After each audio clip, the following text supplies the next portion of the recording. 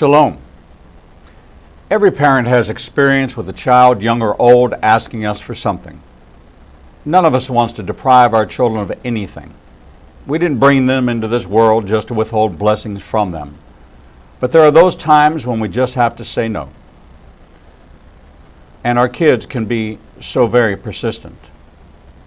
Oh, how we can relate to that judge in Luke 18, verses 1 through 5.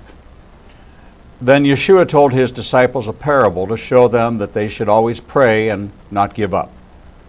He said, in a certain town there was a judge who neither feared God nor cared about men. And there was a widow in that town who kept coming to him with the plea, "Grant me justice against my adversary." For some time he refused, but finally he said to himself, "Even though I don't fear God or care about men, yet because this widow keeps bothering me, I will see that she gets justice so that she won't eventually wear me out with her coming." There are certainly those times when we just give up and yield and say yes to the pressure, but that is not always the case. Most of the time we weigh carefully whether or not the time is right to grant such a request, and if we really thought it through, our no might just really be a not now. Our true nature is to grant most requests in their proper time. It would seem that we changed our minds when the same request we answered no to when our children were very small became a yes when they got older. But are we really changing our minds, or are we really letting our true nature, that loving, encouraging nature, to come through? For one to understand ourselves better, we must understand God better. And for us to understand God better will help us to unravel some of the mysteries we deal with every day. In Exodus 32, verses 1 through 14, we read, when the people saw that Moses was so long in coming down from the mountain, they gathered around Aaron and said, "Come, make us gods who will go before us. As for this fellow Moses who brought us up out of Egypt, we don't know what has happened to him." Aaron answered them, "Take off the gold earrings that your wives, your sons, and your daughters are wearing and bring them to me." So all the people took off their earrings and brought them to Aaron. He took what they had handed him and made it into a cast idol in the shape of a calf, fashioning it with a tool. Then they said, "These are your gods, O Israel, who brought you up out of Egypt." When Aaron saw this, he built an altar in front of the calf and announced, "Tomorrow there will be a festival to the Lord." So the next day the people rose early and sacrificed burnt offerings and presented fellowship offerings. Afterward they sat down to eat and drink and got up to indulge in revelry. Then the Lord said to Moses, "Go down, because your people whom you brought up out of Egypt have become corrupt. They have been quick to turn away from what I commanded them, and have made themselves an idol cast in the shape of a calf. They have bowed down to it and sacrificed to it and have said, 'These are your gods, O Israel, who brought you up out of Egypt.' I have seen these people," the Lord said to Moses, "and they are a stiff-necked people. Now leave me alone so that my anger may burn against them, and that I may destroy them. Then I will make you into a great nation." But Moses sought the favor of the Lord his God. "O Lord," he said, "why should your anger burn against your people, whom you brought out of Egypt with great power and a mighty hand? Why should the Egyptians say, 'It was with evil intent that he brought them out, to kill them in the mountains and to wipe them off the face of the earth'? Turn from your fierce anger, relent, and do not bring disaster on your people. Remember your servants Abraham, Isaac, and Israel, to whom you swore by your own self, 'I will make your descendants as numerous as the stars in the sky, and I will give your descendants all this land I promised them, and it will be their inheritance forever.' Then the Lord relented and did not bring on his people the disaster he had threatened." I wonder, did God really change his mind? Isaiah 38, 1 through 6 tells us this story. In those days Hezekiah became ill and was at the point of death. The prophet Isaiah, son of Amos, went to him and said, "This is what the Lord says. Put your house in order because you are going to die. You will not recover. Hezekiah turned his face to the wall and prayed to the Lord. Remember, O Lord, how I have walked before you faithfully and with wholehearted devotion, and have done what is good in your eyes. And Hezekiah wept bitterly. Then the word of the Lord came to Isaiah. Go and tell Hezekiah, this is what the Lord, the God of your father David, says. I have heard your prayer and seen your tears. I will add 15 years to your life, and I will deliver you and this city from the hand of Assyria. I will defend this city. To the natural thinker, these are two examples of God changing his mind. But Numbers 23:19, we read, God is not a man that he should lie, nor a son of man that he should change his mind. Again in 1 Samuel 15:29, he who is the glory of Israel does not lie or change his mind, for he is not a man that he should change his mind. And in Psalm 110 verse 4, the Lord is sworn and will not change his mind. Did God really change his mind in these two circumstances? Absolutely not. In fact, if you look closer with me, you'll see in Moses' prayer that this passage teaches the unchanging nature of God.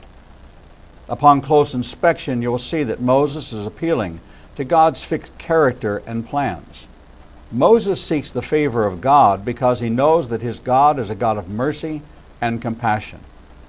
He's calling out to God, to the God of love, saying, aren't you going to be compassionate? Aren't you going to allow mercy to triumph over judgment? That's the kind of God you are. You are not a God dominated by anger and rage. You are a God that loves to hand out grace. He's appealing to God's unchanging nature. This is the personality of the God that we serve. And when his people are in sin, Moses calls upon the God of grace. He appeals to his unchanging nature. Now, not only do you see his unchanging personality, you also see in this passage his unchanging promises. Moses appeals to those promises in verse 13. Moses says, Lord, you have never broken a promise. Why would you start now? You are not a promise-breaking God. You are a promise-keeping God. And isn't the God of Abraham, Isaac, and Jacob the God who heals? Is it his nature to cause one to die? Ezekiel 18:23, God says, do I take any pleasure in the death of the wicked, declares the sovereign Lord.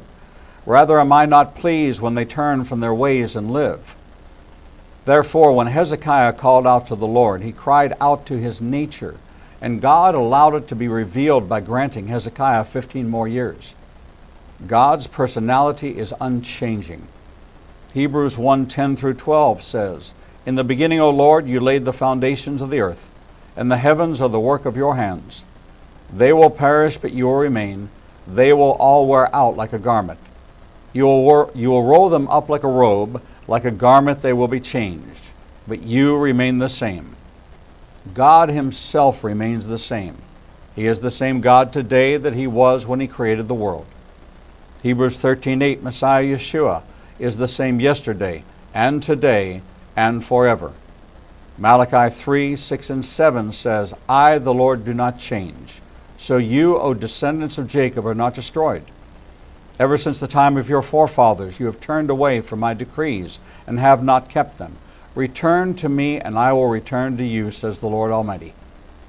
In James 1:16 to 18, every good and perfect gift is from above, coming down from the Father of the heavenly lights, who does not change like shifting shadows. God's promises are unchanging. Psalm 33:10-11, the Lord foils the plans of the nations. He thwarts the purposes of the peoples. But the plans of the Lord stand firm forever, the purposes of his heart through all generations. God's plans stand firm. And Isaiah 46:10 says that he knows the end from the beginning. I want to share a touching story with you. At a fundraising dinner for a school that serves children with learning disabilities, the father of one of the students delivered a speech that would never be forgotten by all who attended. After extolling the school and its dedicated staff, he offered a question. When not interfered with by outside influences, everything nature does is done with perfection. Yet my son Shay cannot learn things as other children do. He cannot understand things as other children do. Where is the natural order of things in my son? The audience was stilled by this query. The father continued, I believe that when a child like Shay, who is mentally and physically disabled, comes into the world, an opportunity to realize true human nature presents itself, and it comes in the way other people treat the child. Then he told the following story. Shay and I had walked past a park where some boys Shay knew were playing baseball. Shay asked, do you think they'll let me play? I knew that most of the boys would not want someone like Shay on their team. But as a father, I also understood that if my son were allowed to play, it would give him a much-needed sense of belonging and some confidence to be accepted by others in spite of his handicaps. I approached one of the boys on the field and asked, not expecting much, if Shay could play. The boy looked around for guidance and said, we're losing by 6 runs, and the game is in the 8th inning. I guess he can be on our team, and we'll try to put him into bat in the 9th inning. Shay struggled over to the team's bench and with a broad smile put on a team shirt. I watched with a small tear in my eye and warmth in my heart. The boys saw my joy at my son being accepted. In the bottom of the 8th inning, Shay's team scored a few runs but was still behind by 3. In the top of the 9th inning, Shay put on a glove and played in the right field. Even though no hits came his way, he was obviously ecstatic just to be in the game and on the field, grinning from ear to ear as I waved to him from the stands. In the bottom of the 9th inning, Shay's team scored again. Now with 2 outs and the bases loaded, the potential winning run was on base, and Shay was scheduled to be next at bat. At this juncture, did they let Shay bat and give away their chance to win the game? Surprisingly, Shay was given the bat. Everyone knew that a hit was all but impossible because Shay didn't even know how to hold the bat properly, much less connect with the ball. However, as Shay stepped up to the plate, the pitcher, recognizing that the other team was putting winning aside for this moment in Shay's life, moved in a few steps to lob the ball in softly so Shay could at least make contact. The first pitch came and Shay swung clumsily and missed. The pitcher again took a few steps to toss the ball softly towards Shay. As the pitch came in, Shay swung at the ball and hit a slow ground ball right back to the pitcher. The game would now be over. The pitcher picked up the soft grounder and could have easily thrown the ball to the first baseman. Shay would have been out, and that would have been the end of the game. Instead, the pitcher threw the ball right over the first baseman's head, out of reach of all teammates. Everyone from the stands and both teams started yelling, Shay, run to first base, run to first. Never in his life had Shay ever run that far, but he made it to first base. He scampered down the baseline, wide-eyed and startled. Everyone yelled, run to second, run to second. Catching his breath, Shay awkwardly ran towards second, gleaming and struggling to make it to the base. By the time Shay rounded towards second base, the right fielder had the ball. The smallest guy on their team, who now had his chance to be the hero for his team. He could have thrown his ball to the second baseman for the tag, but he understood the pitcher's intentions. So he too intentionally threw the ball high and far over the third baseman's head. Shay ran towards third base deliriously as the runners ahead of him circled the bases toward home. All were screaming, Shay, Shay, Shay all the way, Shay. Shay reached third base because the opposing shortstop ran to help him by turning him in the direction of third base and shouted, run to third, Shay, run to third. As Shay rounded third, the boys from both teams and the spectators were on their feet screaming, Shay, run home, run home. Shay ran to home, stepped on the plate, and was cheered as the hero who hit the grand slam and won the game for his team. That day, said the father softly with tears now rolling down his face, the boys from both teams helped bring a piece of true love and humanity into this world. This is how God reveals His true nature to us.